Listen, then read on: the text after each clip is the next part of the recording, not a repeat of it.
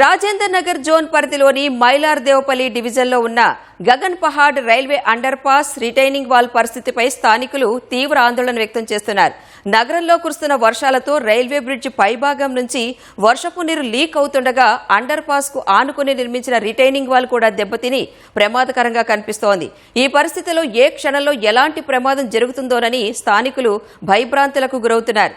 కొద్ది రోజుల క్రితమే లక్షల రూపాయలతో రైల్వే అండర్ పాస్ వద్ద సుందరీకరణ పనులు చేపట్టిన అధికారులు బ్రిడ్జి నిర్మాణ భద్రత, రిటైనింగ్ వాల్ నిర్వహణపై మాత్రం తగిన శ్రద్ధ చూపలేదని ఆగ్రహం వ్యక్తం చేస్తున్నారు. రిటైనింగ్ వాల్కు ఒకవైపు పారిశ్రామిక ప్రాంతం, మరోవైపు కాలనీలు ఉండటంతో డ్రైనేజ్ నీరు సక్రమంగా వెళ్లే మార్గం లేకపోవడం సమస్యను మరింత తీవ్రతరం చేస్తోంది.